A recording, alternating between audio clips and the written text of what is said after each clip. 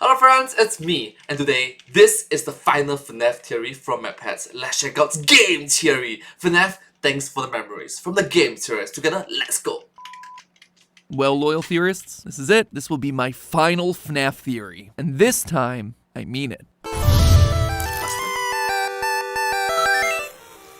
Glitch trap.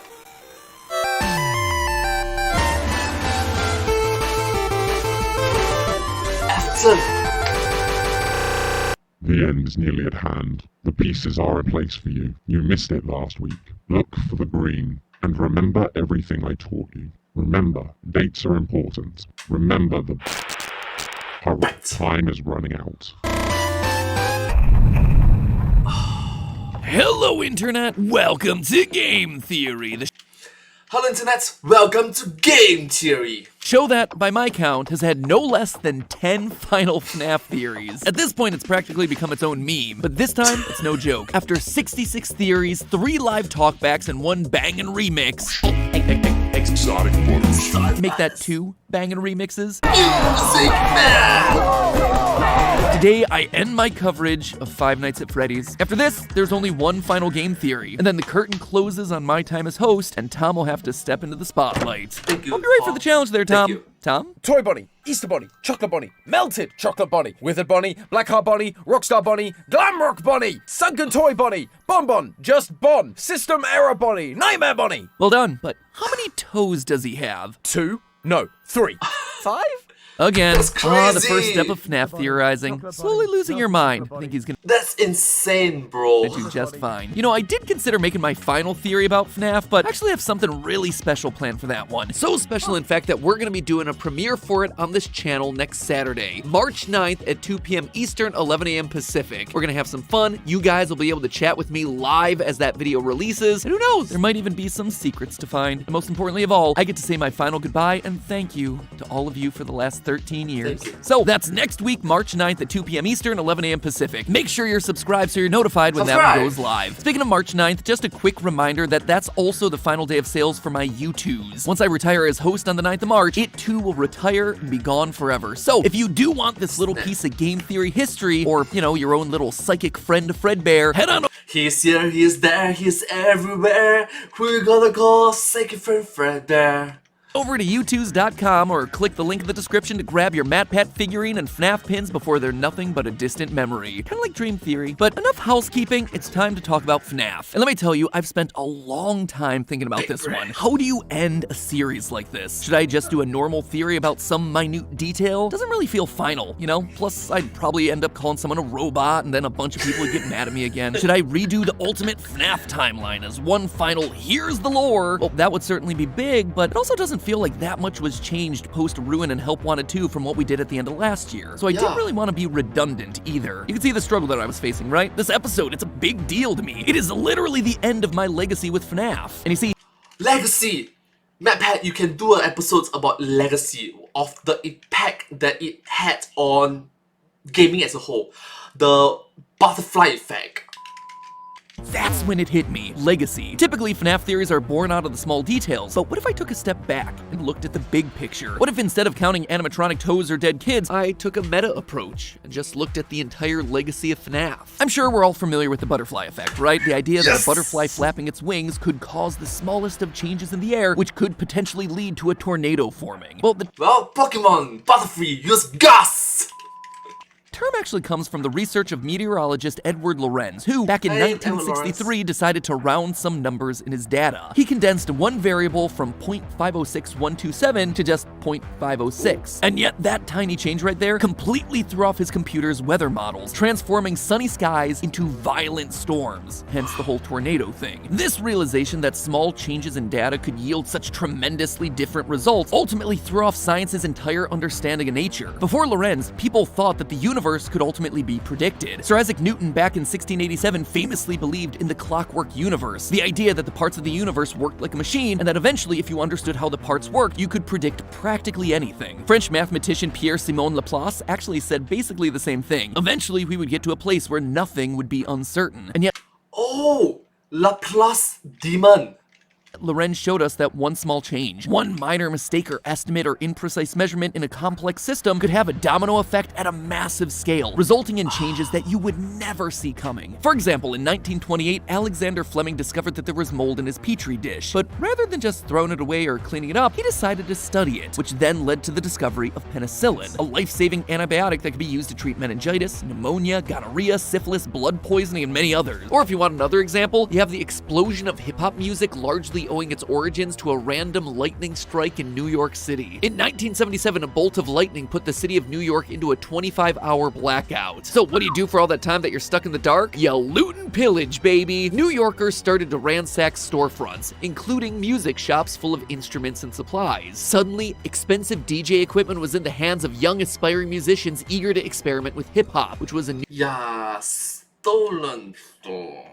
new genre of music just hitting the local scene, and thus hip-hop was truly able to thrive. History is full of these sorts of stories, from the foundations of medicine and music to even stuff as extreme as the origins of both World War I and II. Why do I bring all this serious stuff up in relation to Spooky Bear Game? Because FNAF is one of those rounded variables. One decision by Scott Cawthon reshaped gaming, and YouTube, and the entire entertainment world as we know it. And that's not an exaggeration for effect. One man's decision to not give up, to try again in the face of rejection and adversity, literally shifted billions of dollars of the economy and affected hundreds of millions of lives in ways that are incalculable. And that is what I wanted to call attention to in my final FNAF theory. FNAF shows us that by not giving up, one person can have a profound effect on the course of history itself. I feel like the origin story of FNAF's been talked about to death, but just to set the stage here, despite hitting it big with FNAF in 2014, its creator Scott Cawthon had been making games at that point for 20 years, since 1994. And yet, even in those earliest days, you can tell that Oh, it was even before I was born. Wow. Wow. Scott had a fascination with creepy robots, working their designs into projects like the sci-fi Moon and the religious Pilgrim's Progress. Even this incredibly rudimentary RPG Legacy of Flan has a final boss that has what looks to be the first appearance of what would eventually evolve into the Mangle. But despite producing a lot of games, none really ever caught the public's eye. And then came Chipper & Sons Lumber Company, where initial reviews, what few there were rough. And as the story goes, it was the reaction to James Stephanie Sterling that would change the course of Cawthon's career forever. Thank God for her. It's just all over the place, and that thing looks like it's gonna kill your children. I imagine the phrase "kill me" is stated over and over again in the world of Chipper and Sons. Oh, they're robot beavers. That's not good. I think he's the only living thing in this world. This repeated criticism, plus the lack of financial stability, brought Scott down to his lowest. Ready to quit Wow, it must have hurt badly. games, he decided to try one final time and lean into the thing that had been leveled at him time and time again, the creepy robotic animations. And Five Nights at Freddy's. FNAF. thus, Five Nights at Freddy's was born. And that right there, that's gonna act as our nexus point. The one flap of a butterfly wing. The decision to make a final game instead of just giving up. Now, let's see how it all maps out from there. Let's start with just the obvious downstream effects of this. That one game, over the course of the last decade, has spun off into 12, which honestly, I've never truly sat down and processed. But believe it or not, there are 12 of these things, depending on how you count them. The entire franchise has sold 9.9 million copies on Steam alone, which in total has an estimated revenue of $94 million. And that's not even including the console and mobile ports or the number of microtransactions for FNAF AR, which itself had over 40 million downloads. It's also worth pointing out that of the $94 million, 55 million of that was just from Steam sales of Security Breach, because that one was actually at full price as opposed to all the others, which were either free or a couple of bucks. And while the first 4 FNAF games were entirely a one-man job, the rest have included voice actors, composers, entirely separate game studios like Steel Wool and Illumix. Even to this day, we're seeing this continue with studios like Megacat, who up until now have been focused on releasing games on retro consoles, very niche market, but that made them perfect to create the retro-style pixelated FNAF game Into the Pit, releasing later this year. By pairing up with these smaller companies that aren't insanely well known, Scott's not only been able to make bigger, better games, he's also been able to use his single game's success to put millions of eyeballs and millions of dollars into each of these companies. As MatPat, it's not millions of dollars, it's not even tens of millions of dollars, it's hundreds of millions of dollars. Let me repeat one more time, hundreds of millions of dollars. Scott Cawthon is like a multi-millionaire. He's not a millionaire, he's a multi-millionaire. Huge difference. As a result of their work with FNAF, Illumix started working with Disney on features found throughout the parks. And if Steel Wool ever do release a game outside of FNAF in the future, you can bet that it's gonna have itself a fan base attached to it because people now know about them, and they're gonna wanna see what other work they can do. So that's on the game side, or at least it's on the official game side, but stopping there would be overlooking the much bigger impact FNAF has had on the games that haven't even been released yet. This one series inspired a whole new generation of game designers unlike any game that's ever really come before. All of them cutting their teeth on a genre that exploded in the mid-2010s, the FNAF fan game. Five Nights at Treasure Island, Five Nights at Wario's, Pop Goes, The Joy of Creation, Those Nights at Rachel's, Afton Built, The Glitched Attraction, Bloody Nights Juniors, Day Shift at Freddy's. Thanks!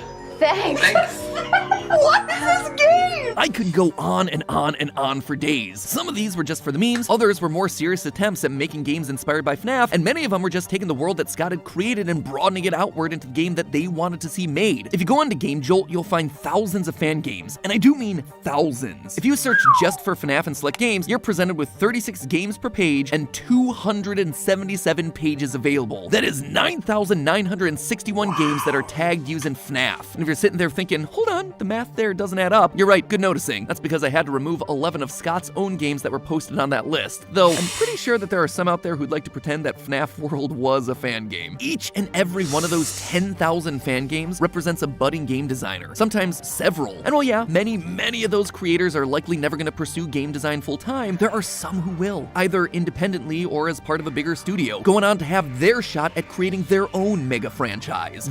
Their own butterfly effect. Their shot to transform the industry. And already you can see that some of these devs are finding success, to the point where many of them have created multiple different games at this point, turning their fan projects into full-on franchises of their own. And all of this is without even mentioning the Fanverse initiative, where Scott invested money and resources into some of the most promising projects to help those fledgling businesses grow. Now, the success of that one is up for debate for various reasons, but the point ultimately stands. Five Nights at Freddy's has been directly and indirectly involved in the rise of a new generation of game developers. Developers that, just now, 10 years later, we're only starting to see get to a point where they're really influencing the wider gaming landscape. Except gaming, it's already seen a massive shift coming off the heels of FNAF. Prior to FNAF's release, if you took a look at any top 10 list about horror games, it would have been filled with games like Outlast, PT, Amnesia, games that leaned hard into psychological horror and sometimes graphic gore. FNAF, though, was different. While other horror games used the classic horror trope of not knowing what the monster looked like, relying on the audience's mind to fill in the blanks of what might be lurking in the shadows, FNAF put the monsters front and center, allowing them to be the star of the show like we see in movies like Friday the 13th and Halloween. This allowed FNAF games to be much more thumbnail friendly and easier to sell online compared to the spooky dark hallways or overcomplicated monster designs that dominated the horror space in the past. Mix in the more family-friendly scares of Freddy and the gang, and you've got yourself a brand new subgenre of content, mascot horror, as dubbed Like, there's a face for it.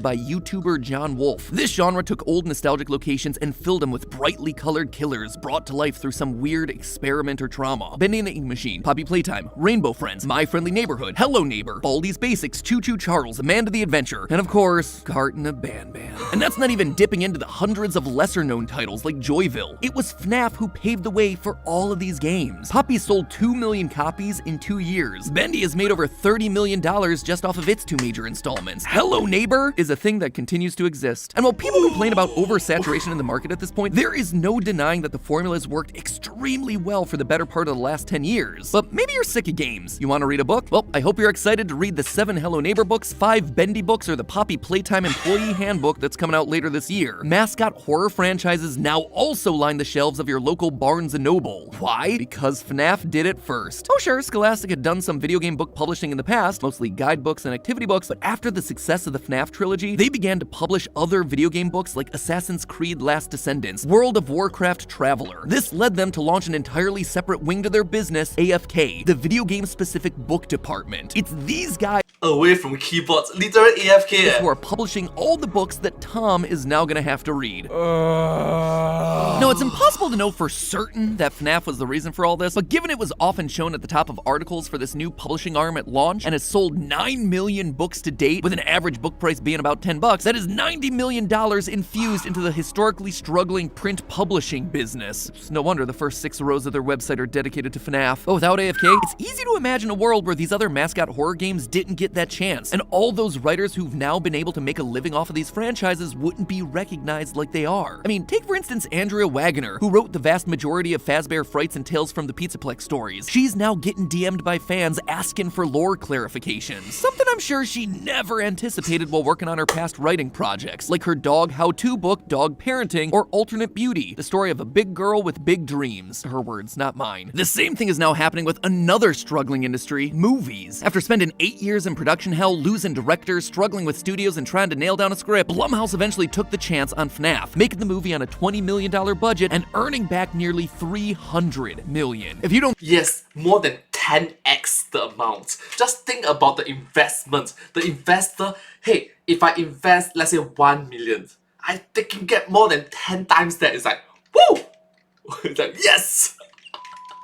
think Hollywood has taken strong notice of that when they are struggling to get butts in seats, you are wrong. You think it's a coincidence that 2 months after FNAF's release, Bendy announced his big screen debut? And while a Poppy Playtime movie was already in the works with Studio 71, I can almost guarantee conversations with studios around it have shifted in the aftermath of FNAF. And who knows what other mascot horror games might end up with movies down the line. And not only is it getting indie game movies greenlit, it's also reshaping film studio priorities. As they continue to fumble around in the dark, struggling to find ways to compete with online content, I've literally had conversations with people in the film space about how they're trying to tap into that FNAF audience, that online community. The success of this one film will be shaping the types of movies that get made and how they look moving forward. I guarantee it. But while movie releases mean big bucks for big studios, the economic ramifications go way beyond just extra cash in the pocket of Jason Blum. The FNAF movie was shot in New Orleans, which, since Hurricane Katrina, has been an economically depressed part of the country. Now, I didn't know this at the time, but from speaking to local actors and business owners while I was down there filming last year, I learned that New Orleans actually has a long history in film production. When the state government of Louisiana first introduced tax breaks for film productions back in 2002, over 1,000 projects happened down there in the span of 7 years. Those productions created jobs, hired locals, and brought millions of dollars back into the city. However, pre-COVID, those incentives were rolled back, and productions have now started to move to other places like Georgia. That's why so many of the local actors and business owners I spoke with while down there were eager to see the FNAF movie in town. By shooting in New Orleans, a huge chunk of that $20 million budget was going to accommodations, drivers, caterers, local talent, location rentals, equipment, and other general resources that help local businesses thrive, and maybe start a domino effect to get other movies back in the region. Regardless of all of that, the point is that this one decision to try one final game, it's grown beyond itself. It's no longer about just making its own franchise full of games. It's spread to all corners of the media industry and to so many other IPs and creators, spawning a wave of new franchises and giving life to so many careers that otherwise might not have had a chance. But speaking of careers, MadPat makes a very good point. Just one game spans across tens of thousands, tens of years ago. Like, it's incredible. Just all in all, it's incredible. there's one final area that's also needing to be addressed, an area that has been so affected by FNAF it's crazy to not talk about, and that of course is here on YouTube. FNAF has done a lot of numbers for a lot of industries, but its effect on the YouTube landscape is still visible to this day, and in a much more obvious way. When FNAF first launched, it was just one of many games that YouTubers started playing because spooky games got big views. This game MadPat looks so young, bro. gave rise to some of the biggest names on the platform, names that are still going strong today. Let's players like Corey X Kenshin and Markiplier, who'd been on YouTube for a couple of years, but saw their careers accelerate in parallel alongside the FNAF releases. You also had a massive surge in nerdcore musical artists, like The Living Tombstone, whose FNAF song was at 1 million views in a couple of weeks, whereas most other songs they would release would have a few 100,000 views months after release. And machinima creators started using FNAF models and characters to tell their own unique stories long before the FNAF movie ever hit theaters, racking up literally billions of views. But what truly set FNAF apart were obviously the hidden details cluing fans into the bigger story. This, more than anything else, ignited the internet's passion like never before, giving rise to the Theorist community. People like Dawko, Razbowski, 8-Bit Ryan, Rye Toast, ID's Fantasy, Hyperdroid, John FNAF, and of course, us, going through this game piece by piece in order to find the hidden story within it. Now,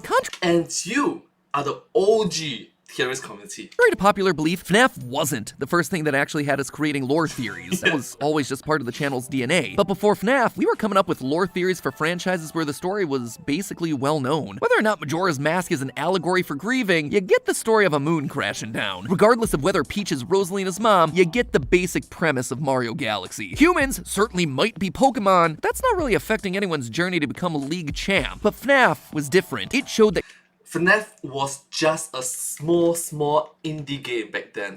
Like, who would have thought that such a small indie game can become such a powerhouse on YouTube?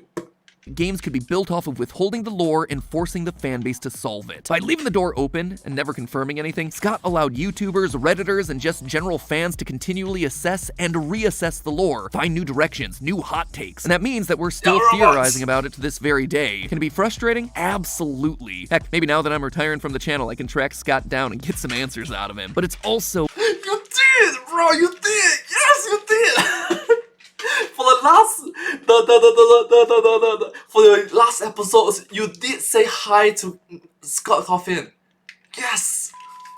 Entertaining. And the success of this theory-based model on YouTube has carried over into the mainstream, where now almost every game and movie release is designed with theory crafting in mind. While it's impossible to calculate the full scope of FNAF on YouTube, I was able to find that there are 106 videos with more than 10 million views each. Together, they total roughly 5.4 billion views on just their very own. And if we assume that they're getting the standard gaming CPM on YouTube, which is about $4.55, that then's a total earning across all of those videos of $24,570,000 in multi-million dollars ad revenue. Markiplier's literally gone on record to say that the house that he lives in is the house that FNAF paid for. And he's joked on his Distractable podcast about how lucrative FNAF's been for him. Let's go into a fan favorite here. Five Nights at Freddy's. Boo. So there's two ways I could look at this, right? I could look at it from the game purely by itself, or I could look at it at the dividends it is paid out for me specifically.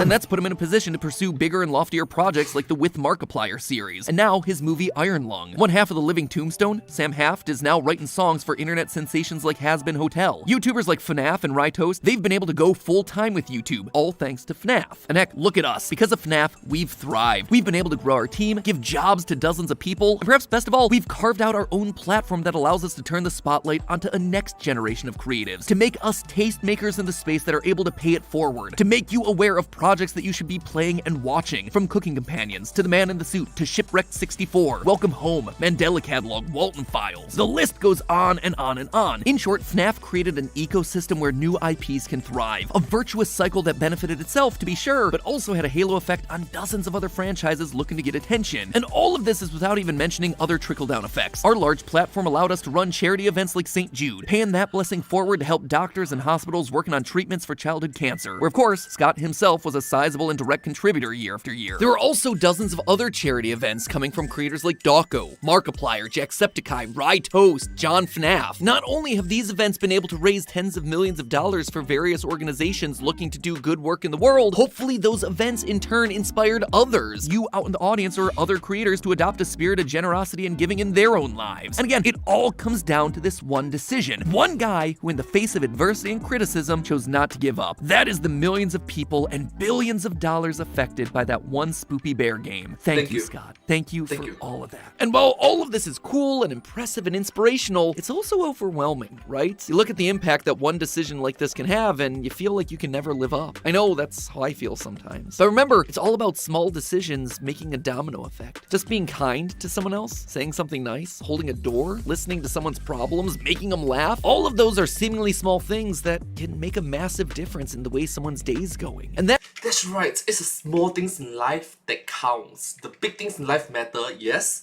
but the small things in life counts. They count a lot. that to me has always been the power of these channels. They're a place to learn a little something, a place to brighten your day in some small way, which then you can pay forward to other people in your life. And that positivity, it spreads. It spreads and creates real massive change. That to me, honestly, is the hardest thing about leaving these channels, losing that chance to be a force of just a little bit of good in your life. But you know what? I'm not done yet. I'll see you one last time next week, March 9th at 2 p.m. Eastern, 11 a.m. Pacific, as I celebrate with you one final time as a theorist community. Until then, as always, remember, it's all just a theory. A game theory. Thanks for watching. RareSnackPad.com. Dun, dun, dun, dun.